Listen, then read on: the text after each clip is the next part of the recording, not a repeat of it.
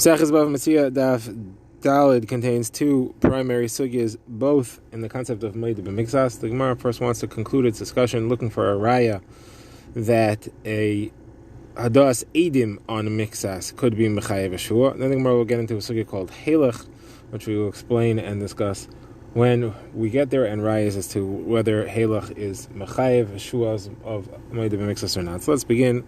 We know that there's halacha d'oraisa. If a Ruvain says to Shimon, you owe me $100, and Shimon says, no, I only owe you 50. D'oraisa, he has to swear on the 50 that he denies. He gives the 50 that he admits to, and he swears on the 50 that he denies. There's also halacha that if he says, I don't owe you anything, but there is one witness that he owes the full 100, then he needs to swear that he doesn't owe that entire 100. The Gemara is trying to see what happens if he says, I don't owe you anything, but two witnesses, not one witness, two witnesses come and say, we owe you, that you owe him 50. So obviously that 50 he has to pay because the witnesses contradict his denial. However, the other 50 that they don't say anything, does he owe that? So the Gemara has said that Rabbi Chia said, yes, he does. He brought a raya from our Mishnah, and he said that you can prove it from a Kal V'chomer. The Gemara wants to know, what is that Kal V'chomer? The Gemara is attacking the Kal V'chomer. The Gemara will admit that the Kal V'chomer is true, and the Gemara is going to try to attack the raya that we had from the Mishnah. So what's the Kal V'chomer? So the Gemara first wanted to say Kal V'chomer from Hoida, what the Gemara calls Piv, where he is Moidip. From there, to make a Kal V'chomer from there, if that's Mechayev Shua on the 50 that he denies, certainly two Eidim should be Mechayev Shua on the 50 that they don't testify on. The Gemara ends up saying you can't bring the Kal V'chomer because two Eidim could be contradicted. They're not as strong as his own admission. Eidim could be Eidim Zaymin, they could be contradicted, they can be rejected. However, his own admission is stronger than that. Then the Gemara wanted to bring a raya from Gilgul Shua of Eid Echad. And if an Eid Echad is Mechayev him Shua, you could also make him swear about something else. So if Eid Echad therefore could make him swear about one thing, and then he could be forced to swear based on Gilgul Shua, which means you say one Shua, you roll into it another Shua, even one that on its own you cannot be mechayev shua. So if the Eid Echad can do that, then two Eidim should certainly be able to be mechayev shua on what they're not testifying about, the other 50 that they haven't said anything about. So Mara says that's different. In the case of Gilgul Shua, the Eidim, the Eid Echad, is being mechayev a shua. They're not being mechayev shua on the second thing that they don't say anything about. They're being mechayev shua on one thing. That shua brings with it another shua. Here you don't have any shua to bring another shua. The two Eidim are mechayev him to pay the 50 that they testify about. There is no shua that could roll with it another shua. So we're saying a Gilgul Shua means a shua brings another shua. It doesn't mean that a testimony brings another shua. So you don't see from a das Eidim that you do anything about that. So now the Gemara says that each is yechiach. The concept that you need a shvua to be magagal another shvua is disproved from the case of Piv, because Piv you're mechayvim to swear about something which we have no information about without any existing shvua happening. And the concept, so that's one yechiach, and the yechiach that the Gemara had brought for its pircha on the Kal V'chomer from a Piv itself is that you say that Piv cannot be hukchash and cannot be huzam, but an Eid Echad could be hukchash and huzam, and it's still mechayev shua. So you have a pircha on each of them. What we therefore need to do is find the tzad hashava. What is it that causes the din of being mechayev shua on the aspect on the money that there is no testimony about? So the Gemara says the tzad hashava between Piv and Eid Echad Gilgul Shua is the concept of al taina ukfira hein. There's a taina. Reuven says you owe me. Shimon says I don't know this. Taina kfira. You see, it's a mechayev shua, and therefore you should also be able to be mechayev shua, and that's the tzad hashava, and that is the unifying force, and that should be mechayev a shua here as well. Now the Gemara wants to say there's a mala tzad hashava, and there's something that is still unifying. There's something about these two that doesn't exist by shtei edim, and therefore you should not be able to learn from these two to shtei edim. What is there? So the Gemara is going to try a few options here. The Gemara first wants to say the case of the Eid Echad and the Piv, there's no hochzek kafar, and you have not established that this person is a liar. And Eid Echad is not believed against him. He's only mechayev shua. There's no establishment that he has ever lied, and when he admits on his own what he admitted to, what he denied, you have not established any falsehood here. However, in the case where he denies completely and two Eidim testify that he's lying at least about half of it, he's already established to be a liar. He's already shown that he lied about this one thing. And therefore, maybe we're not going to accept the shua from him, and therefore we're not going to be mechayev shua, because once he's been established as a liar, there's no point in him swearing anymore. We wouldn't believe the shua anyway, and therefore he shouldn't swear on the half that we have no evidence on that the Eidim aren't saying anything. So on that, the Gemara says no. We have a call. Just as somebody who denies a loan is not called a kafron. He could be trying to push you off until he gets the money. He's not really planning on denying it long term. The Gemara quotes from a Maimer of Idi Bar Ava named Chizda that says that somebody who denies a loan, could be he doesn't have the money, because obviously a loan that you get you're supposed to spend, so he doesn't have the money anymore, and therefore it's not considered to be that he's a liar. The nafkamina would be whether he's pasalaydis now.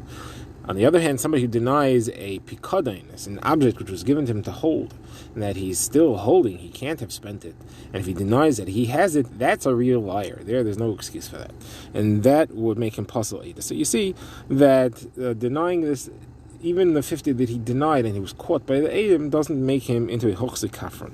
So that's not a pircha, that's not a problem on this malat hadashav shebehen. So the second one is that the metzad is that these two things, piv and eid echad, are not the b'teiros hazoma. Obviously, he can't be an eid zaymim himself. His own haidah can't be an eid zaymim. Even the eid echad, if you make him an eid zaymim, you have rejected his eidus. However, you're not mechayev him kasher zamam. You can't do to him what he intended to do with his testimony to the other. The parsha of kasher zamam only applies to two eidim, a pair of witnesses, not if you have just one. So that concept of kasher zamam doesn't apply neither to piv nor to hadas eid echad. However, it does apply to shnayim eidim, and therefore I could say that that's hadashava is unified in this sense that it's not b'teres hazama. That's why there is a shvua that comes on the part where we don't have testimony about it. However, in our case, where you have two edim, you cannot force a shvua on the part that they didn't say anything about.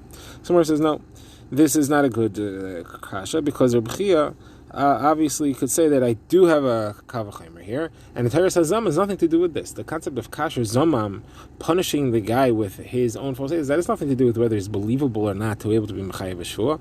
Kasher zamam is about punishment on him, and there's no effect on how believable it is. So you can't ask it that as a pircha to say that the Shnayim Eidim is not certainly at least as believable as these two, and therefore should be mechayev shvua. So the Gemara therefore accepts the Kal V'chomer based on the status of it, and the Gemara says, so we have no kash on that. We do have a kash on something else. We have a kash on the raya that he wanted to bring from our Mishnah. Our Mishnah had a case of Reuven and Shimon holding on to the same talus. Each one is awarded half the talus. The Gemara views that as the fact that he's holding it, it's anan sadi that it's his. So let's say Shimon. He says the entire talus belongs to him.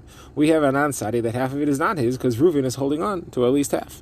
So that's exactly like our case. He says the whole thing is his. We have two witnesses that at least half of it is not his. Those two witnesses are us, based on his chazakah. It's what's called anan sadi. And the halacha is that he has to swear on the remaining half. So the Gemara says that Reb Chia had wanted to bring a raya from here that in the case where Shimon says, I don't owe Reuven anything, he says he owed me $100, and he says, I don't know anything, and two Eidim said, no, you do owe 50, that he should have to swear on at least on that remaining half. So the Gemara says that is not a good comparison, because in that case there aren't two Eidim saying that at least the half that Shimon is holding on to, that belongs to him. In our case, we have an Anan Zadi on his side, he's also holding on to half, and that's two witnesses saying that his half are supported. So it wouldn't make sense to be mechayev mashua if we have two witnesses supporting him. That shvua that he has to swear besides the two witnesses supporting him must not be a chiyav shvua deraisa. It's a totally different concept than shvua. It's a chiyav shvua derabanan. Rashi explains that in order, as we said before in the Masechta, that a person should not feel like he can just go grab onto someone else's thing, claim that it's half his, and win at least half of it, or claim that it's all his and win at least half of it. In order to prevent people from being able to do that, we said that you have to swear if you want to collect anything here. So therefore, the Gemara says that the raya we wanted to bring from our Mishnah is not a raya. So the Gemara says, what then was Reb Chia bringing a raya to? So the Gemara says Reb Chia must have been bringing a raya to a different halacha that he said that you could bring a raya from our Mishnah. And that's the halacha of Halach. And the Gemara now goes into the sugya of Halach. We'll show what the raya was from our Mishnah and try to bring other rayas to the concept of Halach. Now, Halach means the following thing. Reuven says to Shimon, you owe me $100. Shimon says, I owe you only 50. So it's moed b'miksas vehalach, and take it wherever they are. It still exists, and it's a mezukah to you in its place. Take the money, it's yours. By saying that, he may be severing the taina. You don't say that there was a taina against him. Reuven said he owed me $100, and he now admits to 50. No, 50 he paid back already. 50 is mezakah to the guy wherever it is. Didn't do a Kenyan, but it's ba'en, and he says it's yours, it's fine, I'm not holding it back from you. Therefore, on that, there's a claim and a receipt. It's all finished. The only thing that's left is on the other 50. Now, that is the 50 that he has a separate claim and a denial on that. And you don't view it as moed b'miksas, and therefore you should be patur from shvua. On that, Reb Chia says it's not true. You may think that, and the concept of halach does not pater the shvua. It's still called Moed B'Mikzas, and he's still chayiv shvua. And that is his chiddush, his halacha of Helech. Helech is chayiv shvua, and on that he wanted to bring a raya from our Mishnah. What's the raya from the Mishnah? So again, there's a claim. Let's say Reuven claims that he owns the entire talus. Shimon says no, he owns the whole talus. So there's a claim against Shimon that he's holding a talus that doesn't belong to him, and Shimon claims the whole thing, but Reuven, we award half of it to him. And not only do we award half of it to him, but Reuven's holding on to that half. So that half is like Helech, it's like he's holding it. The whole concept of Helech is to say that the one who's claiming it, it's like he already has it. So here it's literally in his hand. So that's a concept of Helech. We still see that there's a Chiv Shua on the other half. So you see, therefore, that although you have Helech, it's still considered to be Moed B'Mikzas, and there's a Chiv Shua on that half. Now, Rav Sheshes argues on this, and Rav Sheshes says, Helech is pater from Shua. You do say that it's viewed as if it's already collected, and therefore the half that is being denied is not a Mikzas, it's an entire separate claim, and it is pater from Shua. Now, says the Gemara, so what's Rav Sheshes going to do with the Raya from the Mishnah? Of course, that's not a problem. The Raya from the Mishnah is not a raya here at all, because with the Mishnah we all already said is a takanas chachamim that people shouldn't go grab. It is not a chiyuv shua of Moed B'Mikzas taina. So there is no shvua. The raya said there's no shvua of Moed B'Mikzas because it's Helech. The only reason that you have any shvua is because of this derabanan. Now, what? So says Gemara back to Chia. How come he says that there is a raya? The Gemara says you're right. It's only a chiyuv derabanan, chiyuv shua derabanan. However, the chiyuv any Takanas Chazal has to be based on a similar framework in a Dairaisa. This is not a real case of Moed B'Mikzas. No one's admitting to anything. It's being held by two people, and therefore each one is going to get half. And each one has a Helech on half. But it has to be based on the framework of Moed B'Mikzas. And Moed B'Mikzas, if Helech and Moed B'Mikzas was pater from Shvua, you couldn't make a Takanas Chazal by framing this on that and making him chayev shvua. It's got to be that Moed B'Mikzas is chayev shvua in a similar case. So a case like this, even though it's not Moed B'Mikzas, just two people holding, they were also mechayev shvua. And there that the kind of chazal makes sense. But if Helech was pater from shvua, you couldn't make a shvua here also in such a case like Helech. Now we go into rayas on the concept of Helech. The Gemara introduces Brisa, machlokes between Rav Shimon ben Elazar and Rabbi Akiva. And the Gemara is going to try two versions here. The Gemara is going to try bringing a proof first from Rav Shimon ben Elazar and then from Rabbi Akiva. Similar structure to the raya, but somewhat inverted. So the Gemara first, let's quote this Brisa and understand what it speaks about. So Reuven has a shtar that Shimon owes him money, but the shtar doesn't specify the amount. It says Salayim or Dinarim. It speaks about plural, and it says a coinage, but it doesn't say how much. So the shtar at a minimum means 2, because it says plural. Now, the machlekes is, in a case where the malva, where Reuven says, you owe me 5 slime, and here's a shtar to prove it, and Shimon says, the shtar doesn't specify the amount, it was only 3 slime. It doesn't say 2, which is the minimum that the shtar could mean, he says 3. So he's adding on an extra sela above the minimum, or an extra dinar above what it says. So Rav Shimon ben Elazar says, so he's Moed B'Mikzas. He admits to part of the claim was 5, he admits to 3, which is 1 more than the shtar says. There's Moed B'Mikzas, and he has to swear. Says Rabbi Akiva, no, this is a Meishav Aveda. The guy had absolutely 0 claim against him. The shtar didn't prove anything more than 2. The fact that he's willing to admit to 3 is literally giving him a gift that he had no claim on. That is a gift. A Meishav Aveda, someone who's returning a lost object, doesn't have to prove that he didn't find more than that. You don't say that if a guy returns $100 to you and you say, no, I lost 200, he has to swear they didn't find the other 100. That is the Kanas Chazal. You don't have to do that, because he's just coming over to you and he's giving something, didn't have to say anything to you. So here also he's like giving you something you had no claim on. You had the shtar, you had no support for the extra sela, for the extra coin, and therefore it's Kameshav Aveda. That is not Mechayev him to swear. That's the Mechakis. Now the Gemara first focuses on Rav Shimon ben Elazar's opinion. Rav Shimon ben Elazar said he's pater that he's chayev to swear as Moed B'Mikzas in a case where he said 3. What would be if he had only said 2? Obviously, Rav Shimon ben Elazar would agree that he's not chayev to swear there. Why not? He's still Moed B'Mikzas. He still admitted to 2 out of the 5. Obviously, the reason is because the shtar itself stated that too. Oh, so the shtar stating that too was like Helech. That's exactly the case where the person's holding on to it. It's as if he already received it because it says it in the shtar. So you see that Helech, according to Rav Shimon ben Elazar, would be pater. So you see that Helech is pater from having to swear as Moed B'Mikzas. Says the Gemara, no. Rav Shimon ben Elazar really would be mechayev him to swear in a case of 2 or in a case of 3. And that's because Halach is still Chai V'Shua. Why did he talk about the case of 3 as opposed to a case of 2?